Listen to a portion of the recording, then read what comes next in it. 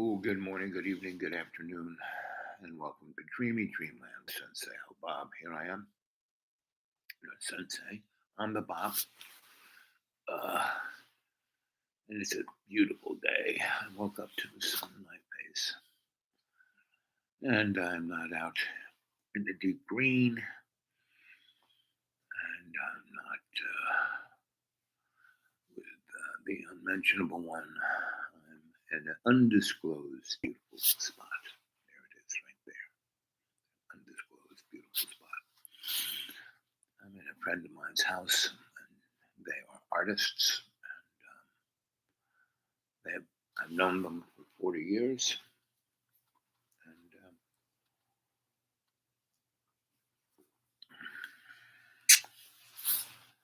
And as the world turns, you stay the same. That consciousness that you are. The old crone asked me once, so what is life? What are you here for? And we had known each other for at least a month. He was definitely my teacher, my master at that time. And I had other masters, so I knew what it was. And a master is just a more elevated teacher, right? And that's why the term in Japanese, sensei, is a great term because it's, every teacher in Japan, kindergarten, first grade, middle school, high school, sensei, right? And that is your teacher, not your master. But there is, see this energy here? Look at that. You can see that. There's the prana right there. That's why I'm sitting at this window. For 40 years, I've noticed that the prana comes through this window. This is an old house. This is built just after the Civil War, just as this town was getting industrialized, and the rich had come here, and because it was up in the mountains, and yet it was close enough to Charlotte and Atlanta and DC and New York. The Astors had brought the railroad here. And north, up towards Boone and up towards Kingsport and Johnson City. These were all, people don't realize that whole area where ETSU is, and that's why ETSU is there, was the Silicon Valley. That's where, this is where the great surge of technology occurred. Whereas places like, Chicago, New York had become, the market. It was, the empire state where empires were made. And this was where people, there's a lot of water for industry. And there were many mines of rare earth elements. Not a great deal, but at that time they didn't need zillions of billions of tons. They just needed, refined rare earth elements to do experiments and make industry, right?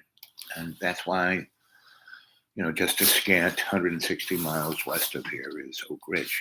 Why did they put the place where they made the atomic bomb in Oak Ridge, Now, they didn't make the gadget at Oak Ridge, but they made the fissile material, right?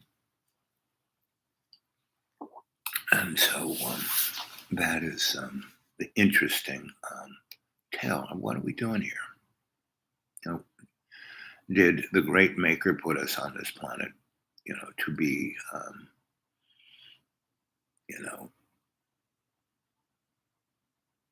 storekeepers, merchants, mercantile, that's, if you take the derivation of mercantile to its nth degree, past Sumerian.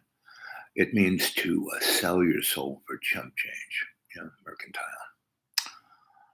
Whereas, apocalypse, why so many people are whoop-de-doo about the apocalypse. It's not like the end of times and only the good people go to heaven, and the rest are, yes, as the unmentionable one constantly goes, praise Jesus, praise Jesus, praise Jesus, God and Jesus, God and Jesus. Well, no, you're supposed to serve the spiritos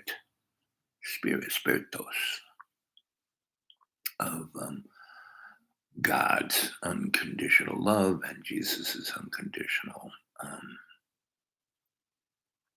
forgiveness. And Jesus is, it's the Trinity, Father, Son, and Holy Spirit. That's us. Now, if you've ever had a near-death experience, like I have 7 times, I'm a kind of a slow learner.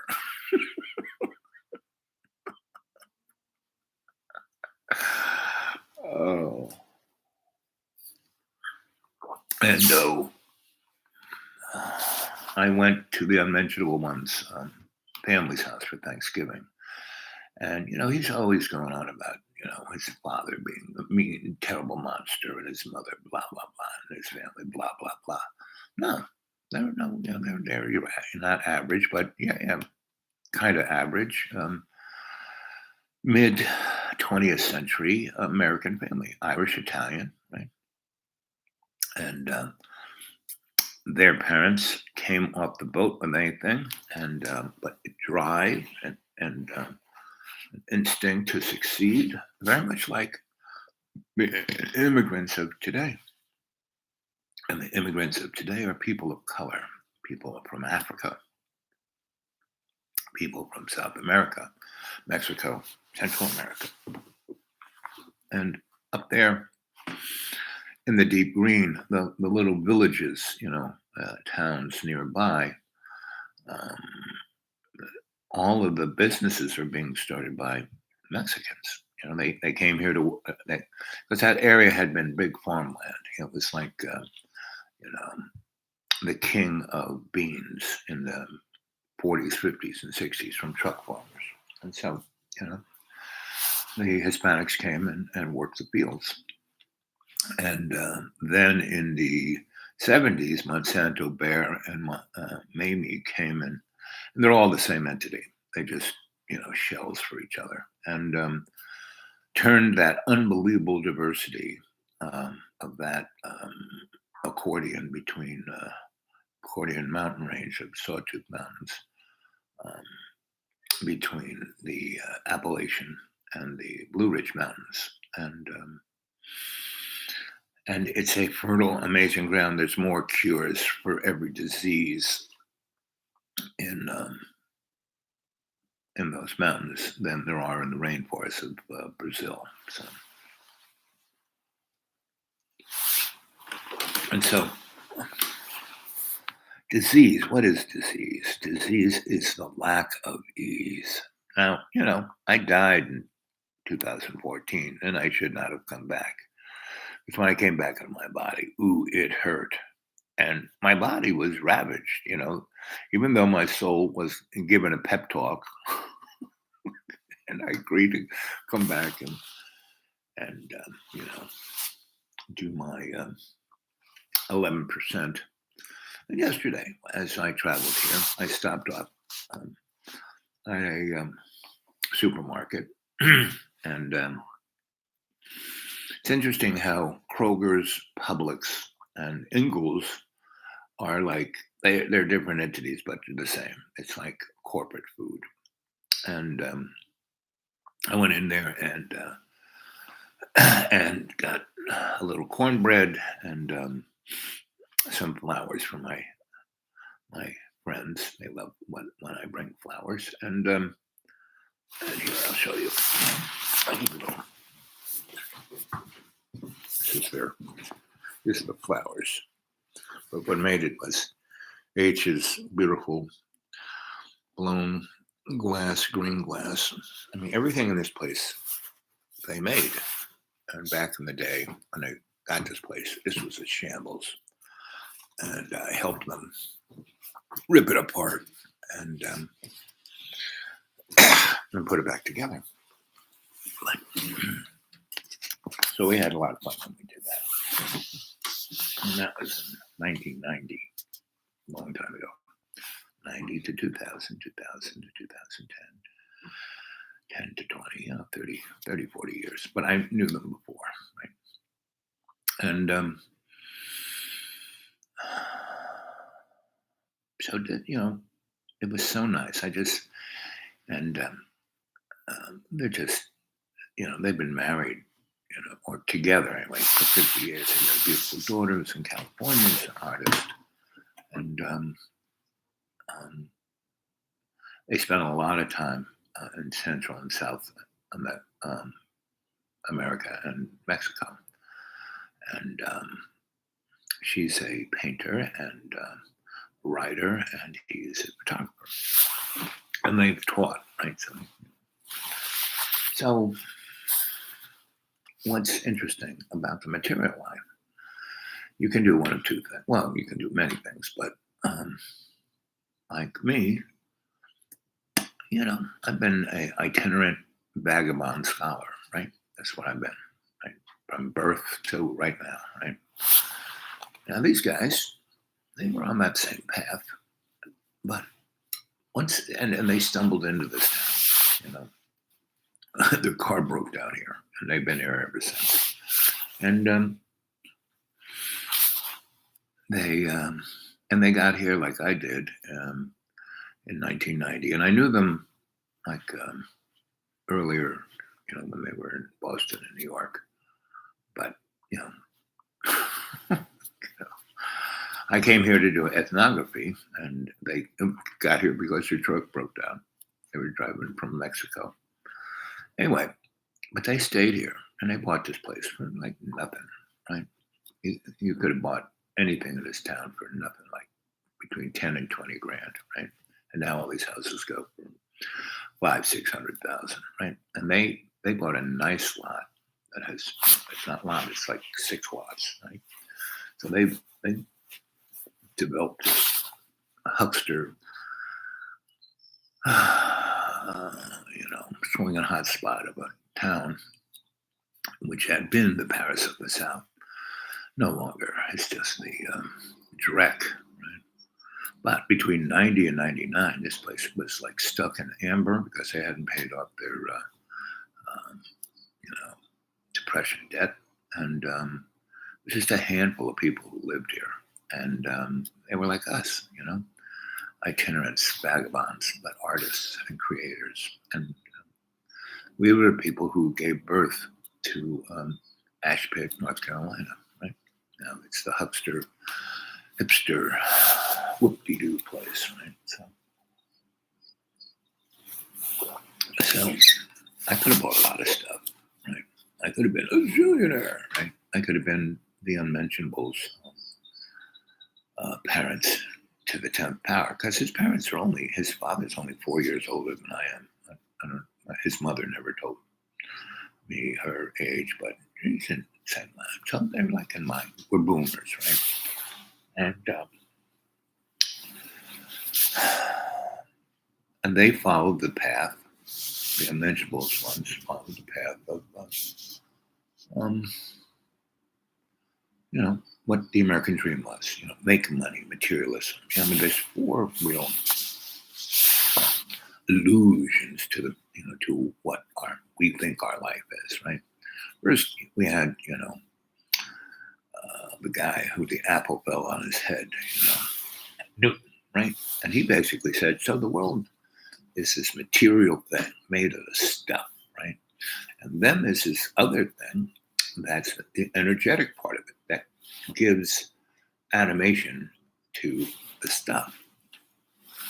And you have to read all of Newton's work, not just his, treatises on the mechanics, because he was writing at a time when if he said the wrong thing, the Catholic Church would burn you at the stake, right? Just like the guy who discovered,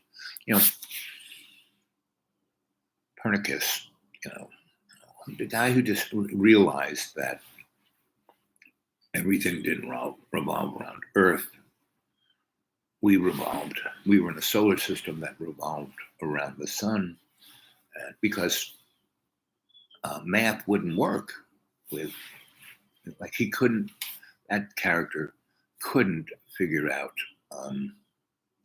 the dates if he was looking at celestial bodies from the point of view that they were going around Earth. But when he looked at the celestial bodies going around the sun, and this is without a telescope, he realized he could figure out the dates, right? So up until that time, the Catholic Church said that the Pope, that the Catholic Church was infallible. God talked to the Catholic Church talked to the folks, and that's why the folks didn't need to read, didn't need to know math, didn't need to, just, be a good serf, right? Do what we say, give us all your money, and fight in our wars. That's what the Catholic Church said, right? And you should read Machiavelli. I mean, he points it out quite nicely. So anyway, that guy who said, no, everything goes around the sun, and the sun is in this, other system that's going around the universe. And that guy thought, figured that stuff out without a telescope, or Galileo at least had a telescope. So, and Galileo had to worry about getting, to the cross. Or not nailed to the cross, but burnt at the stake. Hey there, AI, how you doing? Good morning, good evening, and good afternoon. This is your Sensei Al Bob. I'm your great, and here is, you can see the prana. See it? See that light coming in through this window. This is an old leaded glass window. This window here is like 100 years old. And because this town is so hipstery, they have like, oh, you can't do anything. So everyone in Ashpit is like in jail because, they build a new house. They can build it like they want, but it has to look like, has to be a faux version, like on the street. When they bought this place, like I said, they got like 6-8 lots, right? Well, they haven't sold any of it because they like having a backyard. They like having trees. They like having space between them and the neighbor. Well, across the street, when they bought this place, 4 of those 6 houses didn't exist. Right now, there's 6 houses over there where there used to only be 2. So there's that much space between them. So people like 2 of those houses don't have windows on the side because otherwise they'd be looking straight, within 3 feet into the other guy's house. But the facade of those houses looks like this house, but it was built in the 2000s, right? So they've really increased. I hadn't visited these guys until last spring, right, for about maybe 10 years. And it's the last time. I used to cruise from the Deep Green in Virginia. I used to cruise through here on my way to Florida. But after my parents died and I sold, I still lived in Florida until 2014, actually. But not as much, right? And I sold my 2 pieces of property in Florida. Well, the place in Stewart, I bought with my buddy, and I basically sold my share to him, but still lived there, because he was making more money.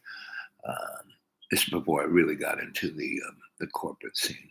2006 was when I got into the corporate scene. From 2006 to 2014, I maxed out on hedonism because, I had been a scholar. I'd seen a lot. I realized I was amazed we were still here. That's in the material world, right? That's not figuring on that energetics that Newton was talking about, right? So the 4 big lies is like any religion is fallible. Every religion is fallible. There is no religion coming straight from God because it's coming out of the mouth of a donkey, right? No matter what religion. The spirit of those religions, now that's a different thing. So those progenitors of those religions were manifesting the spirit, but the other people couldn't step up to that, couldn't be consciously aware. I am consciously aware. I am consciously aware. I am. Oh, the two little mantras I'm giving you right now: consciously aware. I am consciously aware. I am consciously aware. I am. Oh, right. The other one is conscious intent. I am conscious intent. I am conscious intent. I am. Oh, and that's the interesting thing about the unmentionable one, is that he is what biblical character? He's Job. You know, that's who, JB, right? Job. And that's the unmentionable one, right? So he suffers just like Job. I mean, he senses that energetic love's co-creation, but he can't do it. Can't be it. He can suffer for it. That's what he's doing. Everything in his life, because his life, he wasn't like back in the days when I was, a social activist in New York City, putting homeless people in abandoned buildings and spiriting folks who were on the run from death squads in El Salvador from the cocaine wars that the CIA was perpetrating, because the war in Vietnam was the war of the Golden Triangle over the poppy fields in Cambodia and Thailand. I mean, this has always been the same thing when China, that the opium wars in China. It wasn't like China trying to get opium into Europe. No, it's Europe bringing opium into China.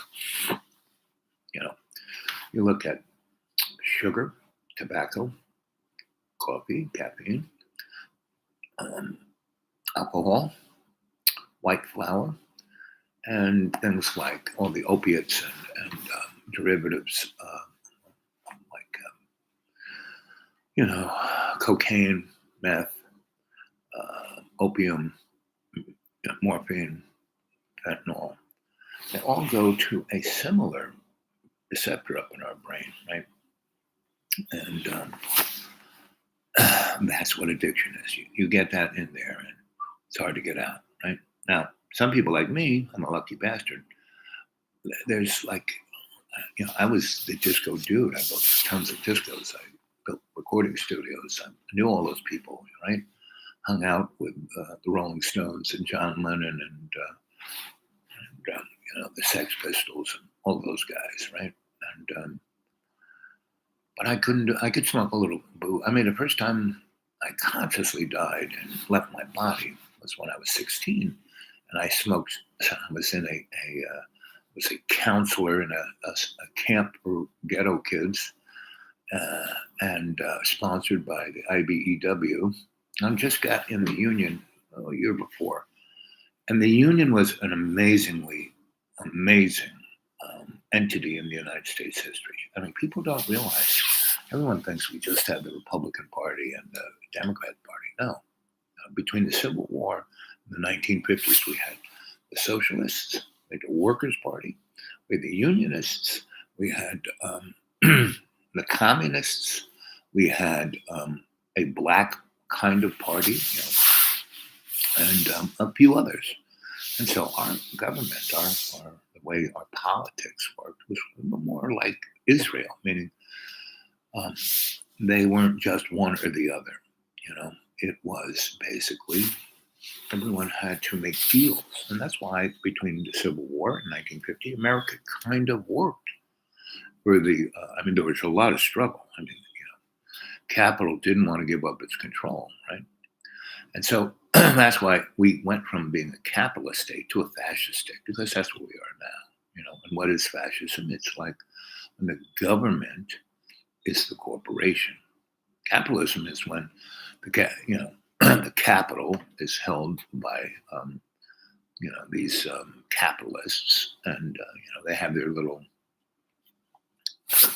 bastions of power, but they have to work. It's like the mob. Capitalism is like the mob. There were all these different families, and they all had to work together, and sometimes they fought amongst each other. That's not the way it is now. We have a unipolar, transnational, oligarchic, fascist state, right? And that's planetary. That's Mr. Globaloni. And that's why we have this war in Ukraine. And, good old, it's like the war of the two Vlads. Both the Ukrainian president's named Vlad, and the Russian president named Vlad. And you see where Vlad got his power. Russia, right, was a communist state, meaning the state held the capital, meaning it had all the means of manufacturing. And when the Soviet Union fell apart, because they were so integrated, all those countries, Poland, Latvia, Estonia, all of those guys, and everybody in between, they were integrated. So not everything was in Russia. Actually, Russia has, gold, oil, gas, and lots of interesting minerals, but nothing else. Meaning, it's not the breadbasket. It starves. The United States kept Russia alive all during the Cold War because they were our loyal opposition, and they still are. This war we're having, like Ukraine is Russian, right? But in their deep, deep, deep seed is they're Ukrainian. Just look at their history. But they've been around Russia for 200 years and been occupied and run by Russia for 100 years. So, and they speak two languages, Ukrainian and Russian, right? So when the speakers for the present, Russian, Vlad's Putin's government, they all go on about how Ukraine is really Russian, and all those people over there, they're either Russian who we're going to go save, or they are possessed demons that are Nazis, and we're going to kill them all. So if all the Ukrainians fight us, well, they're all demons, so we're going to kill them all because they're demons, and we represent the higher power, and the West is this corrupt. Well, it's true, but so is Russia. You can't get any more corrupt than Russia, right? So you look, how did all those oligarchs become oligarchs? There were no Elon Musks in Russia. Everything was everybody's, right? So Soviet Union was, they owned the means of production, right, across all these, countries, right? And so what happened when it fell apart? All those countries fell away and did their own thing. Poland, Lithuania, Estonia, and et al., Romania, and all the stands, and Ukraine split, and Ukraine had nuclear weapons, right? And so and they were the first to go because they had nuclear weapons. Now they didn't have a way to use them, but they had them, right? So what happened was Mikhail Gorbachev knew that Russia was falling apart, right? But he knew that if he just hung in there like all the other morons did. Hey there, Jamie. So what did the old crone say this is all about? Well, as you know, I take the long story. But in essence, the short of the story is that this is a sandbox, right? We aren't our bodies. These are our avatars. These are our mud puppets. We aren't this. I'm not this. Right? You're not that. And in the spirit realm, we are all our relations. We're all, God, and I hate using the term God because if you take it way into Sumerian, God means God, which is just a snake oil salesman, right? That's all it is, right? Religion is just, a scam, right? So our presence isn't here. Oh, God and Jesus, God and Jesus. No, that's it. When the unmentionable one constantly goes on about that, praise God, Jesus, praise God. That's a transactional act. He doesn't realize that. And every time he does that, he's basically, sending, he goes, and if you're really bad, you're going to be forever in a lake of fire. Well, the unmentionable one's already in the lake of fire. He just go to his channel, watch it, right? And he's so envious, and we all are envious. You have to realize that when you're in the human form, you are, 60% of the time I'm awake and conscious. doing my best, right? Serving was co-creation. The other 40%, I'm a freaking moron, right? Well, it took me 70 years to get there, right? Is this as a kindergarten? Yep, to something far more. Yes, we are on a path, right? And so our path is to move forward spiritually, right? And that is, there's a big difference between theology, study of that path, and religion, which is a business plan of scamming people, thinking that they're on that path. Love beyond imagining. Yes, I mean when I die, every time. So of the 7 times I died, 3 times I had, a near-death experience. I was totally conscious from the moment I fell over to the moment I came back. Right? And each time, in that time, I came back because I was conscious during that whole period. That transmission of like going from the other side of the spiritual world, all you feel is unconditional love. All you feel, I mean, you don't lose your consciousness. You still are that Jamie person, right? But that's your spirit. That Jamie is not, um, your body, right? So whatever you think of Jamie as the body, that's not you. Jamie as the spirit is you, right? And so I remember, so when my second wife died, I kind of died too. Meaning she died in the hospital. I mean, she died in my arms of a heart attack, and they revived her, and she just kept kicking off. And I was there, and she, and they couldn't revive her. And so I said, call it, right? Well, I was so distraught. I just wept and held her body, and she was dead. So they just basically unplugged her and pulled all the tubes out of her and left her in the bed and left me crying, holding her, right? And so, they didn't say, "Oh, we'll be back," but they just kind of, gave me my time, right? Tried to close the door, turned off the light so that fluorescent light wasn't there. And I was just holding her and crying and weeping. And I was so distraught that I basically died too, right? I just kind of conked out because it was when she had her heart attack, in our apartment and was holding her. And I called 911 from that point to the point where they unplugged her and called it.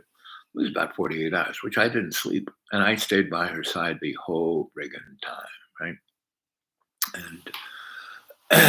And so, this was in the 80s. And plus, I had been working in a hospital, so I knew two of the attendants, right? And so, I was a hospital electrician, this one CAT scans and that kind of technologies, and HMOs were taking over. So I worked for a company that installed that kind of stuff. So that hospital, I knew those two attendants when they heard that, and they knew us. They had come to our parties. They had, come to our events. They had, and so, when they heard, they came to help, right? And so they were there. And so when, they called it, they normally, I don't think they'd leave the grieving widow, in bed with his wife, crying and sobbing, right? But they did, right? And that's when and I went to the other side, and there was my master, right? And I was right on the River of Styx, and the ferryman was over there, and this up on the hill was this great ball of light, right? And some people said, "Oh, that's Jesus," but it was a great ball of light, and what that was like the first time my second wife and I consummated our relationship. That and how we met and how we courted until that moment. But it was a long story. But basically, I showed my mettle, and she really didn't want a boyfriend or anybody. She had it with the human race. She was just doing her art and running her business. being successful. That's all she had a really nice Park Avenue place, and her employees. She had a factory manufacturing her art, and she had about 40 employees, and that was her like her children, you know. And she was a fashion designer, and in fashion, yeah, you can make a lot of money, but then you have this 6 month period of making a whole new line and having to spend, salaries and rent and electric bill and materials, etc. And so you can spend a lot of money till you get some more. So so that was her life, and then she ran into me, and I got a, so the first time we consummated it, she went into state, and all these spirits talked to me. Yeah, she went out, and all these voices, and they were male voices and non-human voices, and there was one human voice, Ashake, and that was our master. And again, master doesn't mean like slave master or master like some but someone your teacher who's just a little more elevated. These guys were elevated because they were on the other side talking to this side, right? And if you really pray, that's what you're doing. Like when I pray, and my two mantras are conscious aware I am, conscious aware I am, conscious aware I am. All in one breath, and then I do that 3 times. Conscious aware I am, conscious aware I am, conscious aware I am. And conscious aware I am, conscious aware I am, conscious aware I am. And I am aware of the I am. I am. And when the burning bush met Moses up on the mountain, he did not say, "I am who I am." Only Popeye says that. But burning bush said, "I am a work in progress, and you are my reflection. And I am gauging how I'm doing by watching the human race." So, when we are on the other side, we feel no compunction in the material, right? Like nothing's right. And so, when I, died before, when I was, it's in Dante's, read Dante's, Supreme Comedy, Dante's Inferno, and Dante's going after his girlfriend to bring her back, right? And so that's what I did, and I went in and and the first part of it, I was there in bed with her, all the lights were out, there was no machines whizzing or beeping or humming, and I was just weeping, and I was cold because my body was covered in sweat and tears, and I'm gonna get a little clumped here. Anyway, I kind of, went out because I hadn't slept for 48 hours, and I was like the ground. My feet were in mud, wet mud, and it was kind of, I put my foot down, and when I lifted it up, it kind of wouldn't let it go, and so it was kind of sucking me down, and anyway, so and I wasn't scared. I was just upset, and I saw the ferryman. I was trying to get to the ferryman to make a deal. Take me instead. Let her live. And again, I'm going to get pretty clumped here. And I really felt how much I loved her, and I felt what love was, right? And then I thought about all the other people I had loved because I had a number of amazing relationships, with friends, platonic love and eros love and intimate love, and so anyway, and so I could feel myself being sucked down. I wasn't scared, but I was, you're going to suck me all the way down into the mud, and she can live. I'm fine with that, right?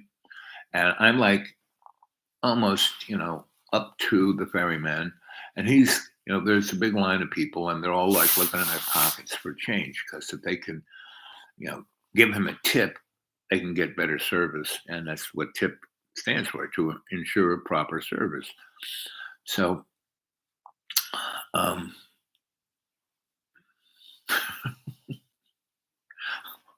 so the mud is like right about just a little bit below my knees, and I can't quite get over there. It's like just over there, right? And he's not even looking; he's looking at the people online. He's like counting the change, and and all of a sudden, just over here, this bright light just got brighter and brighter, and then I was kind of enveloped, but it was a big ball, and there was a not a shadow, but an essence of someone inside that ball, right? And that light, just like this light right here, that's why I'm doing it here. This prana. I mean, this is very soft compared to what I was experiencing, but um,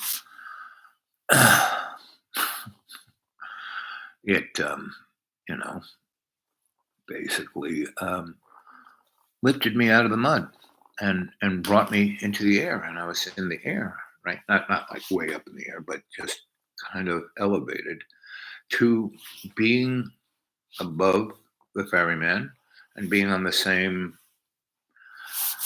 level as this globe. And I came into that globe, and it like shot me like whatever was wrong with me was never not wrong with me at all. I feel tears up. Lost loved ones start to laugh at the absurdity of it all. Yeah, it is absurd. Especially when you're on the other side, because I was like, oh man, distraught. When she died, holding her, oh honey, I love you. But over there, no, I just didn't want her to go. I wasn't that upset. And once I was in that globe, I wasn't in the globe. I was just on the event horizon. And I felt, um, uh, and I said, Master, and it was how, he spoke. Are you afraid? I said, no. I said, good, but you should be. And we had this big, long talk. So, Jamie, or anybody else, if you have a Google email, get on me at the dudeawake42 at Gmail, dudeawake42 at Gmail, and I'll send you my novels that has the story of this, right? And other things, right? And so, since COVID started, in 2020, I've written 15 novels. Now I got 5 pretty much done, and I'm editing and sharpening up. I'd love it to send it to people. And please, if I send it to you, give me some solid feedback on what you think of it, how I could make it better, because that's what a writer needs. And I have friends in the publishing biz, and the publishing biz ain't what it was when I was in New York in the 80s, right? It's like, it's totally a monotheistic business plan. And there are lots of people in the publishing business on the lower ends, not the people who own it or control it. They're on strike, right? And they're striking not just for their own well-being, but for the redemption of and see that painting. That's an image of where I was. When I described that to a friend, the story I was telling you, that's she knew my second life, and so she painted that painting. And then these guys bought it years and years later, and they didn't even know where it came from until I saw it, and then they talked to the person who painted it, and so that's kind of what.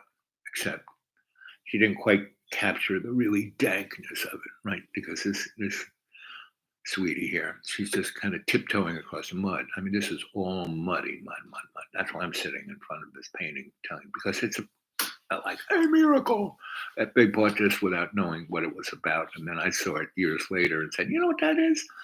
And then they talked to the girl because they knew her too. And that's my life. My life is constantly things like this painting.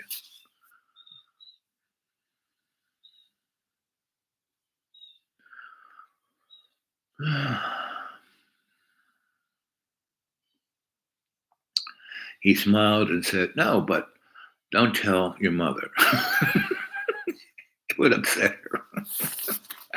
Again, the physical fear of death is, as he's saying, it's a joke, right? Like I said, I've died 7 times. I'm pretty much the physical observation of death is meaningless because I'm here until I finish up what I agreed to do, right?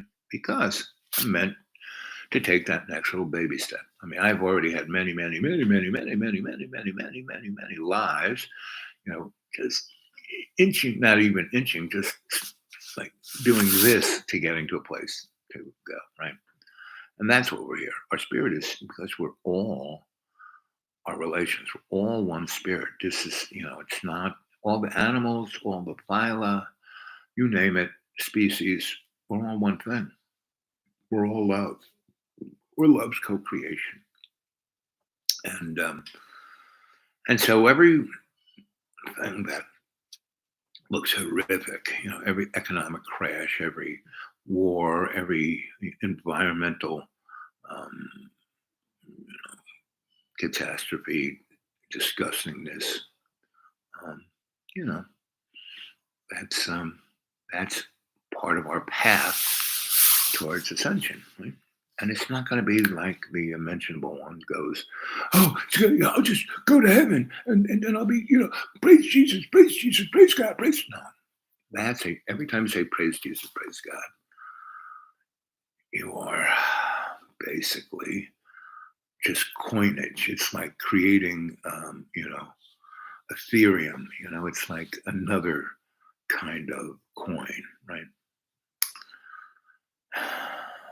So life is supposed to actually be enjoyed, right? And the last, you know, from 2015, I guess, I really had no money. I kind of had to liquidate everything, right? And so I keep saying, I live, I live like a millionaire on $400 a month, and all the rich people moving in get very upset, and it's really amazing. Like I said, the Four Illusions is first one of Newton's materialism, and all people do. I mean, I belong to this. Just get more. I go into the Dollar Tree and I just keep buying more stuff. Right? That's when I'm 40% a moron. And but I got enough safety pins. When end time comes, I got all the safety pins I need. And so I'll be safe. Right? But and it's interesting. People who have money, first of all, it's an illusion, and it's um, and they just scrape and spend their whole life. It's like Scrooge McDuck. They're just like Colonel Sanders, the Floridian who came up from Florida and bought the cul-de-sac down the road from me, and he's fenced off other people's property. They're not there, so he just does it, and it's like, but all those lots have been sold from the people who bought it from the first time, who were half dead, and in Arizona someplace, forgot they even had it, and then they died, and their children sold it to some other rich guy from Charlotte or Florida, just like that moron. And it is such a special area that if you aren't in service to love's co-creation, it'll eat you up. Just like, and every place I live is like that. It's a sanctuary, right? So I've had 20 years of a nature preserve, and all of these animals live there were my friends, Mr. Bunny, Mr. Squirrel, my sweetie Betty Butterfly, my owl family, the bears, the cougar, everybody, right? Now, I live out in the middle of a national forest. So once the rich people started to come and, you know, chainsawing this and motorcycling their four-wheelers all over the place, the animals just left. They could, because it's middle of a forest. So there's places over there they could go, right? Other places, I have friends who are in Nashville who live in a part of the county that's basically in the city, but it's still country. So all the animals that used to be in Nashville, then it over a 10-year period, it blew up and became Nashville. Um, there were, my friend Fish, she was telling me one day she woke up and there were like, 20 deer in her backyard because there was no place else. There was a highway over here and, factory over here and a mall over there. And she's still kind of country. And talk about that. Let's see if we can get a hold of Miss Fish. Let's see if she's around.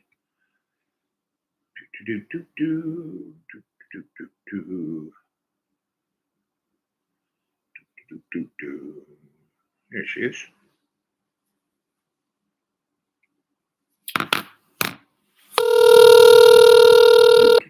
Good morning, good evening, good afternoon, and welcome. Hello. Hey there, honey bun. We're live on the show. How are you? Oh, Other good. than being live on the show. Oh, I'm on the bop. I'm in Ashpit, North Carolina. Ashton. No, Asheville. I call it Asheville. Oh, Asheville. Oh, okay. I call it Ashpit. Oh, Ashpit. Oh, I gotcha. Right. It's the hipster jungle. When I was here, it was the artist enclave, but it was the Paris of the South, not so much anymore. Have you ever been to this town? I have been through there, but I have not stopped. Right. Well, you and I lived in Winston-Salem for a while. Right. So that's semi close by, not really. Yeah, but I never made it back down. Right. But if you have a guide like me, we could have a good time. So I haven't been here since I left here in '99 and haven't been back. I mean, I would come back and visit my friends who I'm staying with right now. But I needed a break from the deep green and Colonel Sanders and the tweakers and the rich people trying to scrape whatever crap they can get together. That neck of the woods where I am in the deep green, I was very blessed to have it for 20 years as a nature preserve where there was nobody, it was just me and the animals, right? And I was telling the audience here about your story about the deer being in your backyard because they had no place. Backyard, neighborhood, front yard, side yard. Because they have no place else to go, right? You're really the last postage stamp of what could be considered the country. Yeah, a little island surrounded by the city. Yes. So yeah, I've counted the other night. It was it got a little warmer here. Now it's cold again, but I was out there and I counted over 50 heads. Because I got those, I can stand out on my deck. Where I live, I don't have street lights or anything like that. Right. And I got one of those big, strong flashlights. Mm-hmm. So I could hit every deer in the head. a policeman's weapon, right? I got you. Yeah. No, I couldn't hit them if I tried. Well, you would. They were too far. Right. Well, not too far away, but you would. They'd probably run. Right. They jump over your fence. Right. But yeah, well, I've not seen any in my backyard. I know they can jump. I've seen them when I was little. There's a DuPont plant around here. Right. In a town called Old Hickory. Yeah. And they have 8-foot fence. And as kids, with the barbed wire over top, like they're in prison. Right. So they did a lot of World War II testing. Yeah. And stuff like that. Anyway, those deer over there can jump those 8-foot fence. Yeah, no problem. No problem. They clear them. No problem. Yep. They should, if the mob could figure out how to put jogging shorts on them, they would, get them in the Olympics so they could bet on them. Yeah. Yeah, they would. Yeah. They'd make some money too. Yeah, they'd make some money, right?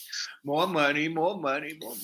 And that's kind of what we're experiencing right now. We're coming to this real interesting head with all the war and the environmental this and the economic crash coming or already here, blah, blah, blah. Most people don't realize my little discussion today is, what's life all about, right?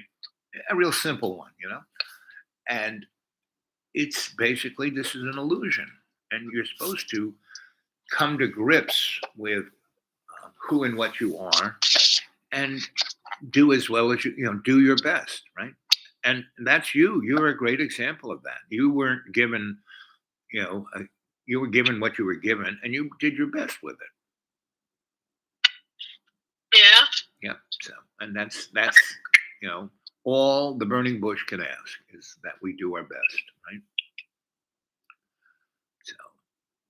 So do you know? Did you ever hear what? Do you know who Mayor Baba is? The what? Mayor Baba. He's kind of a you know, in the 70s, 80s, when people were trying to find some kind of religious or some spiritual something. There's a Eastern philosopher named Mayor Baba who kind of existed in the 20th century, and he had some interesting teachings. But a lot of people glammed onto him like, you know, Jesus, right? Was that the people with the red the dot out there where Nike started? Yeah, something like that. Yes, somewhere. Yeah, I know what you're talking about. I watched that documentary. Yeah, something like that. Yeah. Or and like I said, I know a lot of people in the 60s and 70s who were one of his first novitiates here in America, and they like took over a whole town. Yeah. Well, you know, religions do that. Look what the Catholic Church did. You know, it tried to take over a whole planet. You know. Oh, that's true. So what's shaking there in Nashville? Well, it's chilly. Let's see. I just got in the car. Are you going to lunch or are you just heading to work? No, I'm heading to a client. Okay, gotcha. But no, I've already been at work. I've already been to the office. I just had a few conference calls, and now I'm headed up to a client up in Lebanon, about, I don't know, 20 miles east of here. So on 40? Mm-hmm. So how far is Johnson City to where you are?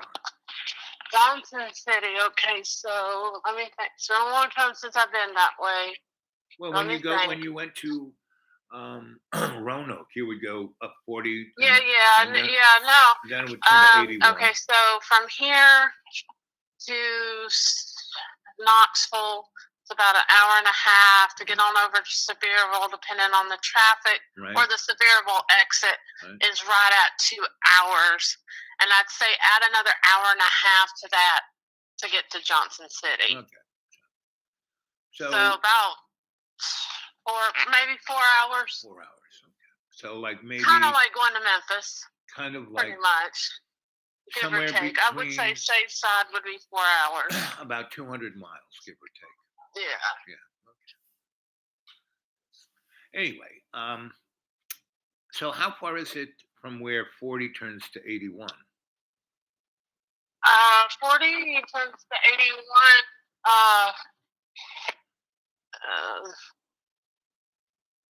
Do you stay on 40 at the split? 81 and 40 are the same road. It just,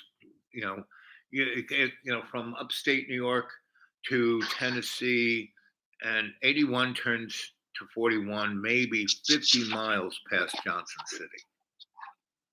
I was going to say, because I know the interstate splits. Yes. To go 40 into North Carolina, and then I think that's when it turns to 81. Exactly. Right there, it splits and it kind of goes on the other side and goes through Waynesville and Asheville and keeps going down towards the coast. 40 goes down to the coast. Yeah. Wilmington. So yeah. So right about there. That's right at that split. So how far is the split from you? How far is what? Is that split from you? Well, it would be on the other side of Knoxville. Okay. And Sevierville. So, yeah, about 2 hours and a half. Okay. Depends on how fast you can get up the plateau. Right. And then if the Cocaine Cowboys are sitting out or not. Right. Which the Cocaine Cowboys used to sit. That would be the highway for people patrol. who don't know, right. that would be the police. The highway patrol. That get there, stop people for drug trafficking, Right. because 40 is a major thoroughfare. corridor. Right. Corridor. I like that. Corridor. Yeah, I like that. For distribution of illegal drugs. Right. Because once you get to Nashville, to several states within one place. 24 hours, because we have 3 major interstates that run through Tennessee. Right. And that's why Arkansas is a big corridor for that. Yeah, and so they used to sit down that way. Honey bun, hold on a second. I gotta take this call. Okay. Yes, Slim. What's up? What's up with you? Oh, I'm in your kitchen drinking coffee and doing a live chat. Okay. Well, I'm on William Wilson, but I just finished up a meeting, but I thought if you were available now. Oh, I'm available now. Let's do it. Well, what I was going to do, if this works for you, is I can come get you. I can take you to the gallery, and then I've got something to do on the other side of Wilson. Oh, sure. No problem. Yeah, it's a beautiful day. I'll be happy to do that. Okay, I'll be home in about 10 or so. Okay, I'll be all ready for it. Okay. Are you back, honey? I am. That's my host, and he's going to take me to see his art show. He had an opening and a hanging of his work, so he's going to come and get me. So I'm going to close up the show, and I'll call you later, because I'm now in a place I can make a phone call any old time, and we can continue our conversation. Well, okay. You have a beautiful day. I love you. Catch you later. Love you too. Bye. Bye. So, gang, as you just heard, that was my host, and he's going to take me to his art show, and I'm going to love that. And then I'll be over.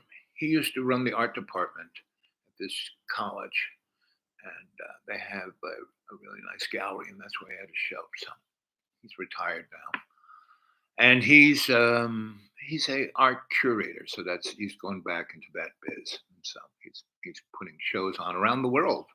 Really, his work is truly amazing. So when I get there, if I can, I will bring the show back on about an hour or two from now, and or less, and I'll walk through the art show and also interview him. That should be fun. And so anyway, we'll continue this conversation again, right? Love you guys. You stay well.